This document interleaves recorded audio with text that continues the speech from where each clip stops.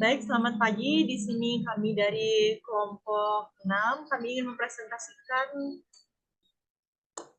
PPT kami yang berjudul Balance Code.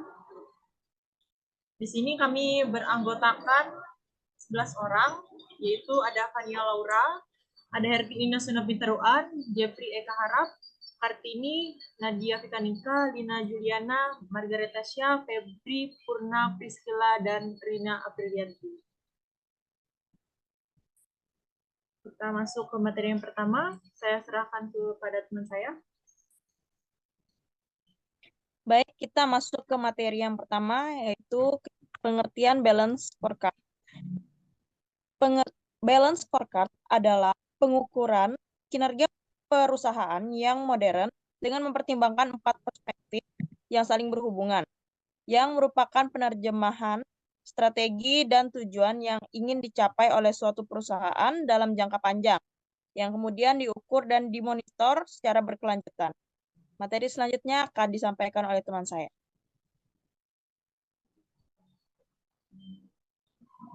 Baik, selanjutnya ada prinsip dasar balance scorecard. Balance scorecard berfungsi untuk menyelaraskan visi, misi, dan strategi organisasi dengan pengelolaan kinerja secara holistik. Berikut prinsip dasarnya. Yang pertama itu ada keseimbangan, persepsi keuangan, dan non-keuangan. Keuangan yaitu mengukur dampak strategi pada hasil keuangan, dapat berupa pendapatan, laba, efisiensi biaya. Dan ada non-keuangan, yaitu fokus pada kepuasan pelanggan dan efisiensi proses, inovasi, dan pengembangan SDM. Pendekatan ini memastikan fokus pada keberlanjutan jangka panjang, tidak hanya untuk keuntungan sesaat. Selanjutnya akan dibacakan oleh teman saya. Baik, di sini ada prinsip dasar balance scorecard yang kedua, yaitu hubungan visi misi, strategi, dan KPI. Visi merupakan tujuan jangka panjang organisasi, misi merupakan alasan keberadaan dan tujuan operasional harian, kemudian strategi yaitu langkah-langkah untuk mencapai visi dan misi, dan yang terakhir ada KPI yaitu indikator spesifik untuk mengukur pencapaian strategi. Prinsip ini menjamin bahwa aktivitas operasional mendukung visi dan misi organisasi secara langsung. Berikut akan dijelaskan oleh teman saya. Baik, kita langsung saja masuk ke 4 perspektif umum. Yang pertama ada perspektif keuangan, di mana balance scorecard menggunakan tolak ukur kinerja keuangan seperti ROI dan laba bersih, sebab secara umum tolak ukur tersebut tentu digunakan oleh setiap perusahaan dalam mengetahui laba bersih. Kedua, ada perspektif pelanggan. Di dalam perspektif pelanggan, suatu perusahaan butuh menentukan terlebih dahulu segmen pasar serta pengalaman yang akan menjadi target organisasi. Untuk slide selanjutnya akan dijelaskan oleh teman saya. Baik, yang ketiga itu perspektif proses bisnis internal. Perspektif ini menyampaikan proses kritis yang memungkinkan suatu unit usaha dalam memberikan value proposition yang bisa menarik serta mempertahankan pelanggannya pada segmen pasar yang diinginkan. Yang keempat itu yaitu perspektif pembelajaran dan pertumbuhan. Perspektif ini menyediakan infrastruktur guna tercapainya 3 perspektif sebelumnya serta menghasilkan pertumbuhan juga perbaikan jangka panjang. Materi selanjutnya akan dijelaskan oleh saya. Baik, untuk perancangan balance scorecard. Perancangan balance scorecard merupakan langkah penting dalam implementasi sistem manajemen strategis, bertujuan untuk menghubungkan visi, misi, dan strategi organisasi dengan tujuan organisasi yang terukur. Proses ini memastikan seluruh bagian organisasi bekerja menuju tujuan yang sama. Materi yang selanjutnya akan disampaikan oleh rekan saya.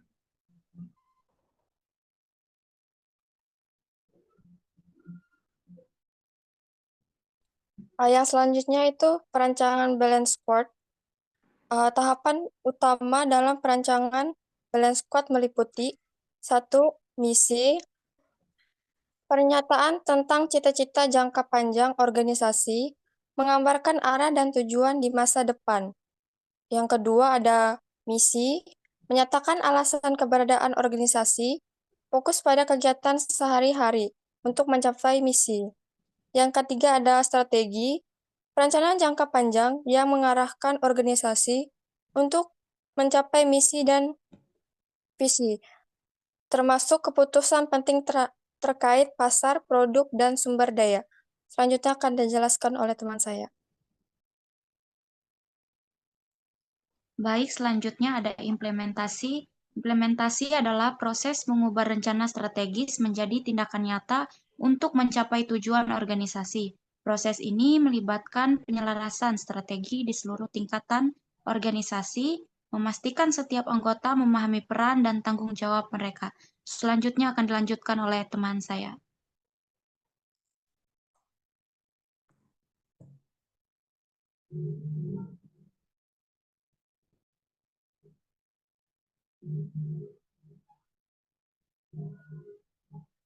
Selanjutnya ada penyelesaian strategi melibatkan komunikasi yang jelas dan konsisten mengenai tujuan dan sasaran organisasi kepada semua orang level dimulai dari manajemen puncak hingga karyawan. Proses ini dapat mencakup 1.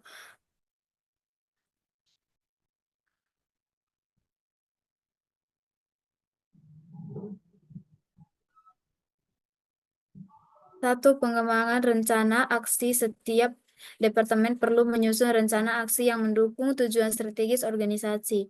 2. Pelatihan dan pengembangan, memberikan pelatihan kepada karyawan tentang bagaimana mereka dapat berkontribusi terhadap pencapaian tujuan.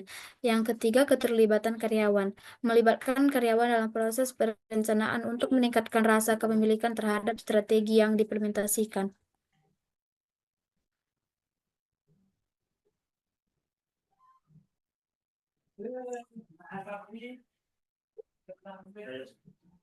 Baik, adapun kesimpulan yang dapat diambil yaitu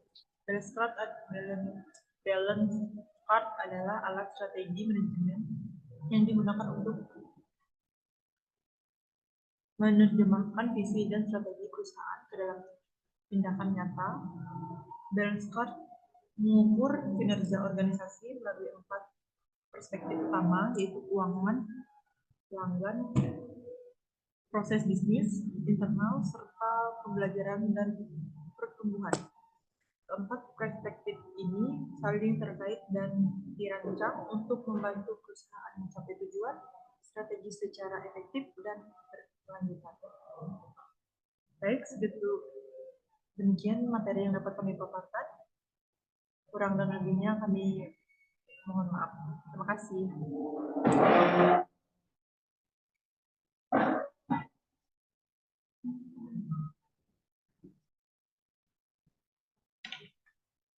Tolong aku.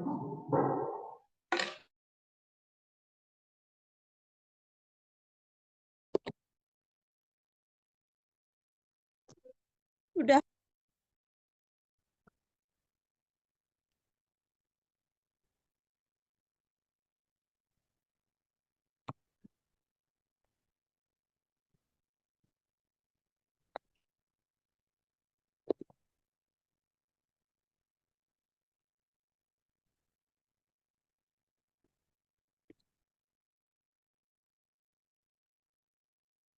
Udah loh.